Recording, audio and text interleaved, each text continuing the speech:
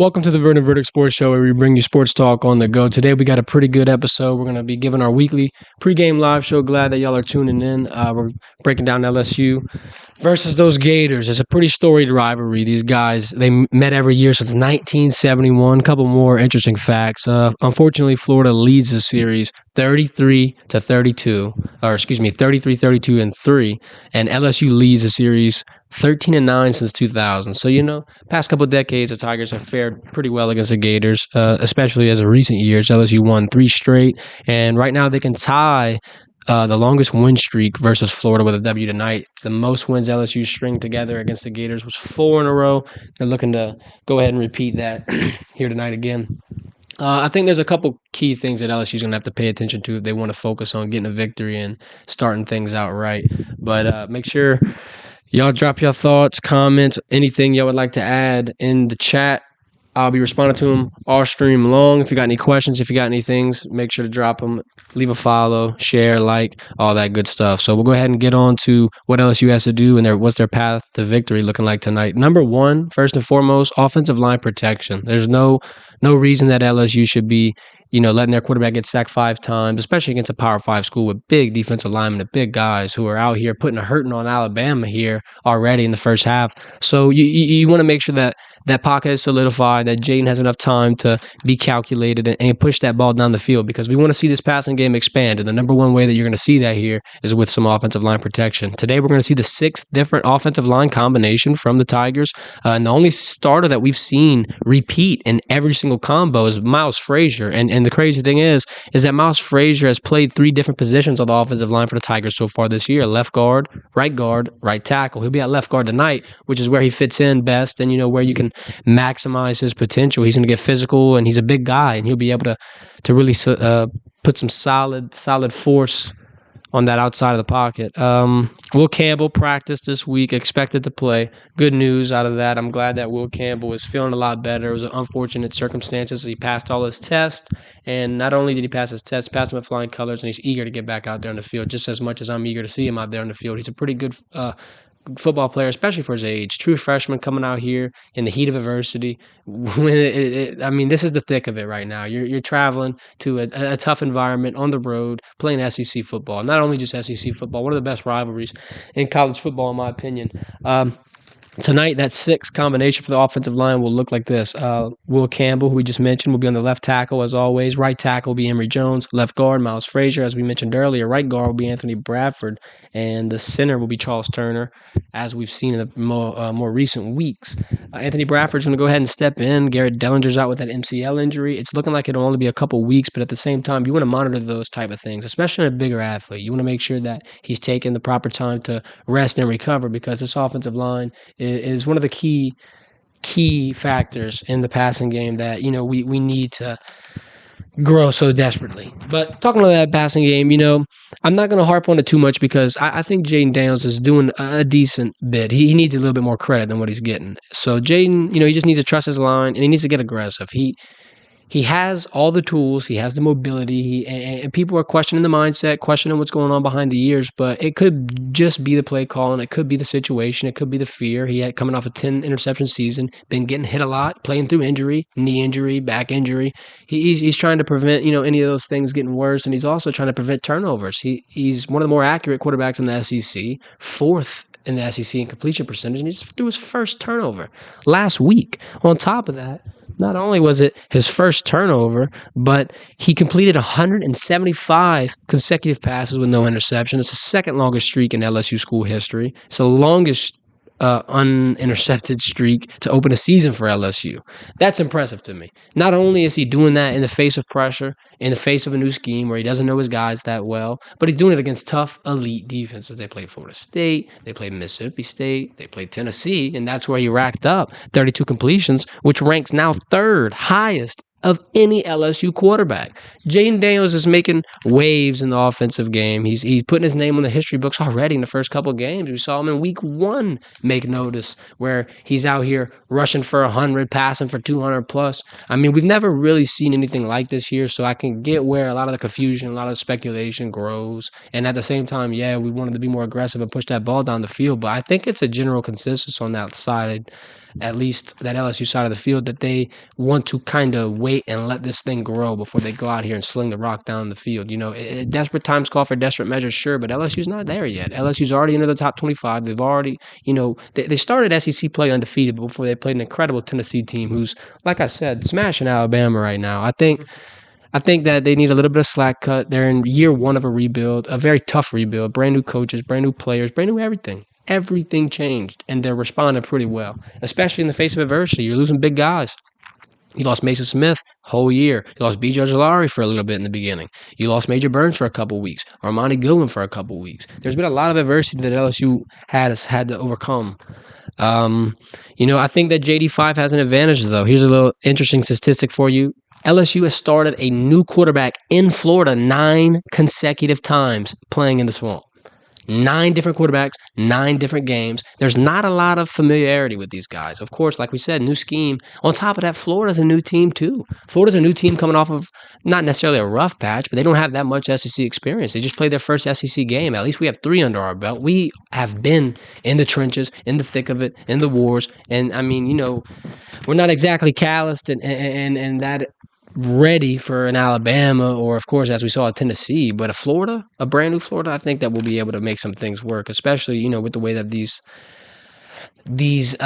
statistics are looking. I think that Jayden Daniels, he needs to go out here and just needs to give the running game a chance in a sense where the running backs got to get active. The running game is deep. The running backs are versatile. They can contribute in many ways, not just running. They can catch the ball. They can even put some blocks down. We got some pretty big guys. The thing I like the most about the running back room is everyone's getting a piece of the pie. The most yards is Armoni Goodwin. The most touchdowns is Noah Cain. The most carries is Josh Williams. But if you want to compare those numbers to Jayden Daniels rushing, the running back leader for rushing yards is Armoni Goodwin, 199 yards. Jayden Daniels has 359 yards rushing, and he leads the team. Touchdown leader for the running backs, Noah Cain with 4. Jayden Daniels himself has 3 rushing. Most carries, Josh Williams with 35. Jayden Daniels has 76 carries, which also is leading LSU. Look, I don't think it's necessarily a bad thing that a very talented runner like Jayden Daniels is running as much as he is, but when the passing game's not getting that active, when the wide receivers aren't getting that active, I do think the QB designs and the hurries and that check down mentality of getting out should kind of be hindered here, especially when you're going to need to score a lot. The last 6 meetings that these two teams have encountered each other in have all been decided by one possession. This is going to be a shootout. Last year, we saw the highest scoring LSU Florida game in history, thanks to Tyron Davis-Price carrying us with 300 yards almost, couple touchdowns. I mean, just slung him into the NFL into a great spot, a talented guy. I think we're going to have a big game here. We're going to have a big game in terms of responding every chance we get. We're putting ourselves in the spot. We just don't have the focus, the execution. I think it's coming, though. I think it has to it has to get ugly before it gets pretty in these type of situations. You got to learn through failure. You got to go out there and screw up and kind of, recalibrate afterwards. Yeah, you don't want to go out here and repeat the same things over and over that you're doing wrong. That's the definition of insanity. You're expecting a different result from something creates failure. But there's definitely a couple of things that you want to look at first before you look at the passing game, and you look at Jayden Daniels for criticism. Offensive line not helping him out, not keeping him cool. He's probably not confident in his guys. They keep changing every week. Wide receivers are dropping some big time balls. We saw Florida State in the Florida State game. Kayshawn dropped a couple. There's been a lot of what if moments, for that offense. What if they did this? What if they did that? But the reality of it is, you just got to figure it out. I mean, you don't know until you go out there and throw it out in the field and see how it reacts. So they're gonna have to change some things and I guess tweak things here and there. But it's gonna be a long process. It's gonna be stressful. But at the end of the day, it's not like we're at the bottom of the barrel of the SEC. If this is our rebuild where we can still enter the top 25 a couple weeks in, I'm all for it. Brian Kelly knows what he's doing. He's got the most wins out of all active FBS coaches for a reason. He knows the scheme. I think, people are criticizing showing up in big games, but at the same time, what are you going to – I don't think you should define Brian Kelly by that, because he's not in an environment in Notre Dame where he's recruiting as freely as he is at LSU, and he doesn't have as much talent as he does at LSU. Sure, he's playing tougher teams, but I mean, when you up the ante in the SEC, you up the ante on both sides. You get more and you face more. He's got a lot more at his disposal. I mean, they can go out here and recruit Louisiana, as he says. It's a state of football. Everybody comes out of this state. True. If you can recruit Louisiana, you'd be able to hold down some of the best wide receivers in the country, some of the best skill players in the country on the defensive side of the ball, it would be it would be a nightmare for the rest of the SEC if they kept seeing LSU pop up on these commitments. But, the spread right now has Florida 2-point favorites. Pretty close game. I think LSU's going to take this one. It'll be close, though. It'll be close, very close, tit for tat, back and forth. We'll really see what the Tigers are made of. They've been tested a lot here throughout these recent weeks. And, sometimes they respond well, sometimes they don't. Auburn, they come out, shut them down, come back, great win. Tennessee, who knows? Who knows what it was? It was pretty unfortunate. You're out of a lot of offensive linemen. You're out of Dellinger. You're out of Campbell. You still got Emory Jones, but yeah, he's a freshman. You know what I mean? We had a lot of rough patches. Brian Kelly was talking about how they submitted some plays to the SEC because he was complaining that Tennessee was grabbing and holding in the secondary. And, Tennessee's secondary was notoriously weak walking into this game, and everyone expected them to be attacked, but they did a fair job on the defensive side. But at the same time, Jayden Daniels did, get some good experience there. He climbed to third highest completions in LSU game history and in a single game. So that's going to provide some good confidence going into this week when you're going to have to create. Look, Anthony Richardson, he's going to be able to do something. He's not going to sit on his hands in the pocket. He's not going to sit here and, twiddle his thumbs. He's going to go out there and cut through the defense is what he's going to try to do. And not only does he not have to cut through the defense, that running game is going to cut through the defense. Some of their backs are averaging 6 yards a carry. That offensive line is one of the best offensive lines in the SEC. I mean, it's a good thing. If I had to pick anything for Florida to be their best, I'd pick the O-line because I think we have the best D-line in college football.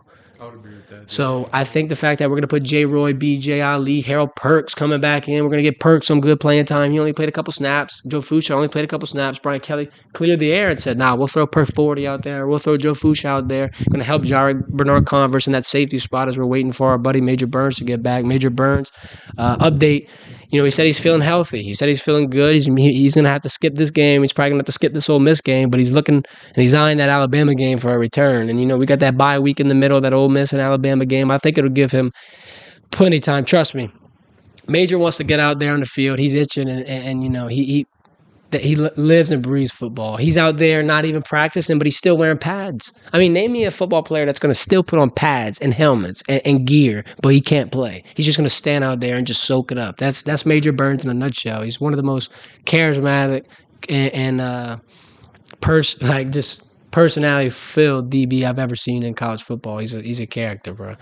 Brian Polian spoke about how he teaches them different types of music, and he leads the stretch music little routine they've been doing. Brian Polian gets pretty active with that with LSU. They've been simulating noise.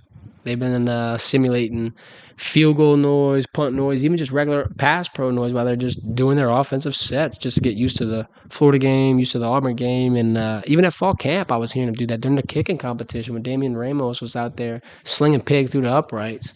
We heard a lot of Guns N' Roses, a lot of different, variety of music. And that's kind of created a question on who was picking it. And Brian then, he told us during practice, yeah, he'll pick it. But, before practice on the stretches, Major will turn on that NBA Youngboy or play something that Brian Polian's never heard before and give him a lesson on the new culture and music. So it's pretty funny. The whole team, they're gelling while the culture side of it's down. These guys love each other. It's like a big family. You see them clowning out here and enjoying being around each other as friends, not just as teammates, which is very vital, very important. I think that LSU's turning in the right direction. Brian Kelly has them in the right direction. The schemes, the play calling, all that is going to come. You got to learn your guys. You got to learn what they can do. Still a big process. Still haven't seen a lot of things. I mean, at the end of the day, I think we're in a good spot. I think we don't have that much to complain about. Passing game, all right, but the running game here kind of saves for it. We're averaging more passing yards than Florida. We're averaging 30 points a game still. And at the end of the day, we're 4-2. 4-2, 2-1 in SEC play. So I think Brian Kelly's starting out good. Brian Kelly is impressing me. I think this recruiting effort that we'll see in the offseason as well as the, recalibrating will be a little bit scary. What else would be scary is our buddy Mason Smith returning off that ACL injury. He's going to be putting a lot of work in the offseason. He already is. You can't keep him out the gym or out the training center. You can't keep someone like that sideline too long. It's hard. They like Major Burns. He wants to just be at least around it or just feel that. And you want those type of guys on your team, especially when they're in the roles they're in. These are the leaders of the team. These are the people that hold it down and create the foundation of one of the most remarkable defenses in not only the SEC West, not only the SEC, but in college football. It's really talented defense, deep depth in that DB and defensive line room. It's just unfortunate that, things outside of people's control can prohibit it. It's definitely something that I'm looking forward to seeing. I'm looking forward to seeing everybody get back out there on the field. Armoni Goodwin here should be returning our lead back. It's been rough without him. We've been missing him, that's for sure. So hopefully Armoni Goodwin's going to get out here. What do you think is going to happen for this Florida game, bro? I've been sitting here thinking, and I feel like we could pull it out. I feel like it'll be a tough nail biter, and I feel like, we'll definitely have some ups and downs. But at the end of the day, I think LSU can get it done. What you think? Yeah, man, I definitely think it'll be a shootout. I think Billy Napier has a pretty good program, Anthony Richardson is just so nice, bro. So, I think he's going to go out there, sling that pig, like you were saying, man. But at the end of the day, LSU's getting that win. You heard it here first. And I think, another big part that LSU needs to harp on is that defense. Y'all need to get those boys active early. Take the life out of the crowd. Let's get a big play. Let's get a turnover. Last 2 games against Florida, we've seen a pick 6 in each of them. There's been a pick 6 in each of the last 2 games against Florida. They also are tied in the SEC for the turnover margin. LSU's taken away balls. They've got, I think it's 14 turnovers, 41 points created off of that. 41 points. When you're going to be playing a tit-for-tat game like this, every single point counts. If you can create points off of the other team's mistakes, you need to capitalize. When you get those moments, you need to capitalize. When we get in the red zone, we can't turn it over. We got to get there and get in. Even if it's 3, God forbid. I want that touchdown all day. I want to see pay dirt. I want to see our boys get in there. But, if we got to put Ramos out there and get 3, let's get 3. I think this defense is looking good. The last 6 games being all decided by 1 possession, 27 points total in those 6 games was the lead in the point differential. Combined 27 points over 6 games. It seems like that's, a couple games right there. When you put that into perspective like that, you really see how close this is about to be and how close this has been. When you have rivalries like this, LSU, Alabama, LSU, Florida, Auburn, Alabama. It's like the energy and just the feeling of the rivalry makes it such a more spectacular game. Even if, Auburn could be 0-6 and Alabama could be 6-0. And it's still that back against the wall, dog versus dog mentality that they have. And, that's what makes those type of games. I enjoy them. I enjoy these SEC rivalries. I even enjoy some of those Big Ten rivalries. I even enjoy Ohio State and Michigan, or Michigan and Michigan State. They just got some games in college football that just almost bring a tear to your eye when you see how much animosity is built up. That's what we play the game for. Competition. I want some story rivalries. I'm a Packers fan. I'm watching Green Bay and Chicago. I'm watching all kind of nostalgic stuff. That's what I love. Lakers and Celtics, Yankees and Red Sox. Give it to me all. Speaking of Yankees, man, I'm hoping these Astros still red hot and get out that American League, head to that World Series. It's looking good. Yordan Alvarez is going out here and making me proud. We got a lot of good NFL football tomorrow, too. Saints play Bengals. Joe Burrow returning to the Superdome. Joe Burrow coming back. Cam Jordan made a joke saying he hope he's not smoking a cigar at the end of it like he was last time.